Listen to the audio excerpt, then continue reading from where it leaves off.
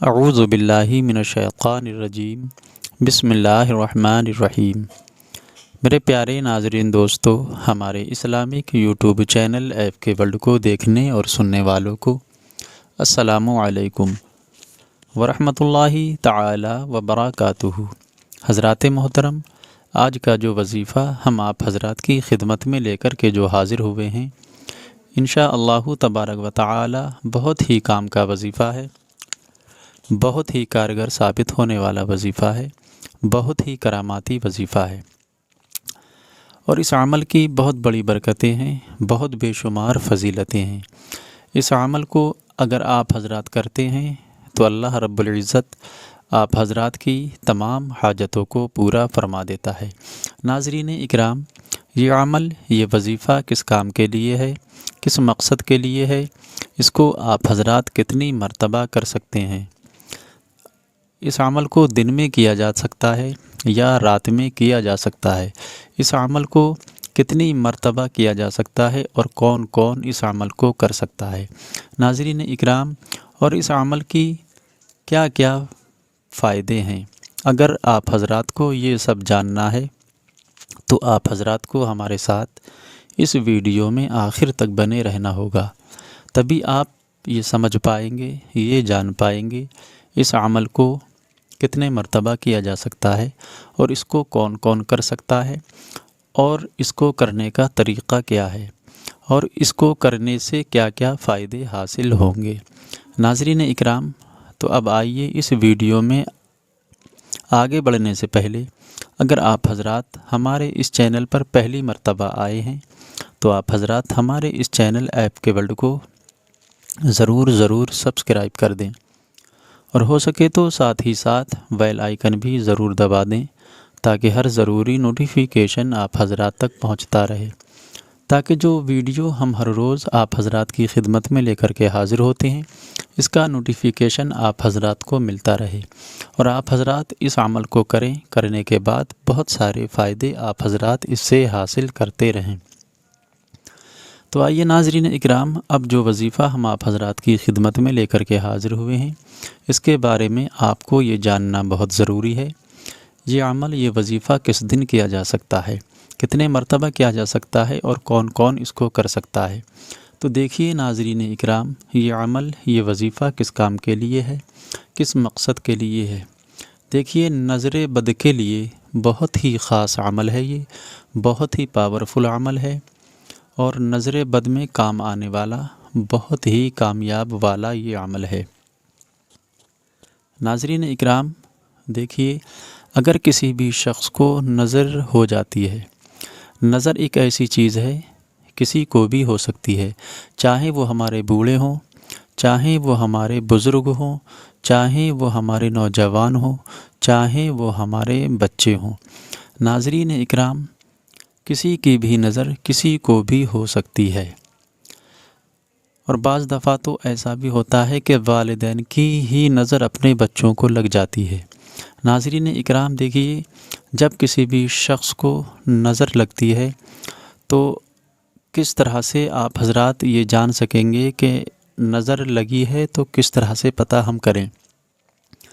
ناظرین اکرام، دیکھیے، اگر کسی بھی شخص کو نظر ہوتی ہے، چاہے بڑے ہوں چاہے وہ بچے ہوں، تو پہلی بات تو یہ ہے، ان کے جسم میں بہت درد ہونے لگتا ہے، چاہے درد سر میں ہو، چاہے درد جسم میں ہو، چاہے درد کمر میں ہو۔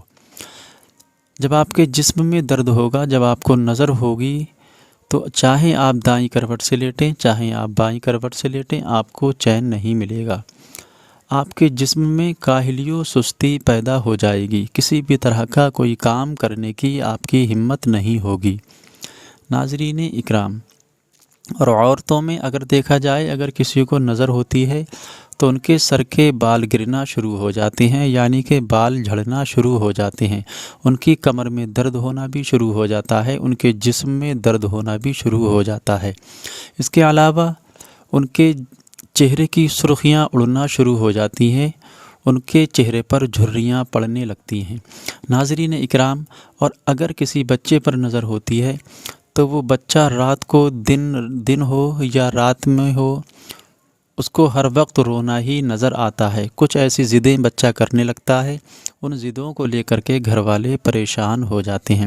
اس کے علاوہ ناظرین اکرام بہت ساری علامتیں اور بھی ایسی ہیں کہ جن سے یہ ظاہر ہوتا ہے کہ فلاں شخص کو نظر ہو گئی ہے۔ تو ناظرین اکرام دیکھیے، اکثر و بیشتر ہر انسان یہ جان ہی لیتا ہے کہ فلاں بچے کو یا فلاں شخص کو نظر ہو گئی ہے۔ تو آئیے حضرات محترم، اگر آپ حضرات ان ساری باتوں سے بچنا چاہتے ہیں، نظر بد سے محفوظ ہونا چاہتے ہیں، محفوظ اپنے بچے کو رکھنا چاہتے ہیں، خود کو آپ محفوظ ہونا چاہتے ہیں، تو آپ حضرات اس عمل کو کریں۔ آئیے یہ جان لیتے ہیں اس عمل کو کرنے کا طریقہ کیا ہے۔ دیکھیے حضرات محترم، اس عمل کو مرد چاہیں وہ بھی کر سکتے ہیں، عورتیں چاہیں وہ بھی کر سکتی ہیں، کوئی بھی شخص اس عمل کو کر سکتا ہے۔ اور چاہیں تو آپ حضرات اس عمل کو فجر کے بعد کر لیں، چاہیں تو ظہر کے بعد، چاہیں تو عصر کے بعد، چاہیں تو مغرب کے بعد، چاہیں تو عشاء کے بعد۔ کہنے کا مطلب یہ ہے آپ حضرات جس وقت اس عمل کو کریں اس وقت کی نماز آپ حضرات کو پڑھنا ضروری ہے۔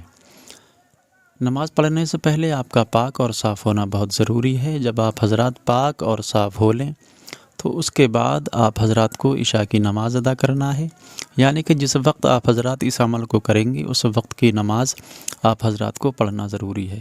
پھر اس کے بعد آپ حضرات جب اس عمل کو کرنے کے لیے بیٹھیں تو ایک گلاس میں پانی بھی لے کر کے بیٹھیں۔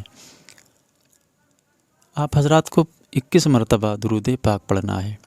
وہ درود پاک پڑھ لیں جو ہم اور آپ نمازوں میں پڑھتے ہیں، یا اس کے علاوہ کوئی اور درود شریف آپ حضرات پڑھ لیں جو آپ کو یاد ہو۔ پھر اس کے بعد آپ حضرات کو کیا کرنا ہے ناظرین اکرام، 41 مرتبہ آپ حضرات کو سورہ فاتحہ پڑھنا ہے۔ یعنی سورہ فاتحہ پہلے پارے میں ہے، پہلی سورت ہے جس کو ہم اور آپ الحمدللہ رب العالمین الرحمن الرحیم پڑھتے ہیں۔ یہ سورہ فاتحہ ہے، پہلے پارے میں پہلے صفحے میں ہے۔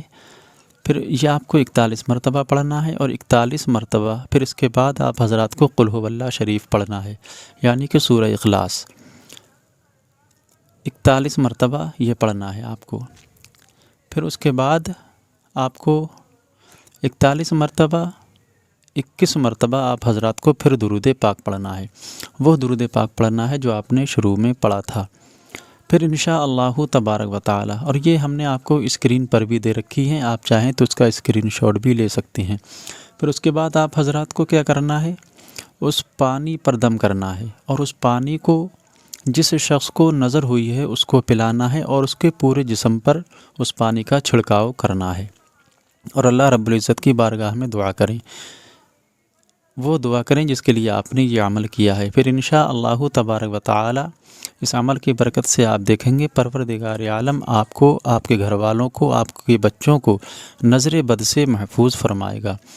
اللہ رب العزت ہر مومن کو حاسدین کے حسد سے بچائے، شیاطین کے شر سے بچائے، بروں کی نظر سے بچائے۔ ناظرین اکرام، یہی عمل تھا جو ہم لے کر کے حاضر ہوئے تھے، امید کرتے ہیں بتانے کے مطابق سمجھ میں آ گیا ہوگا۔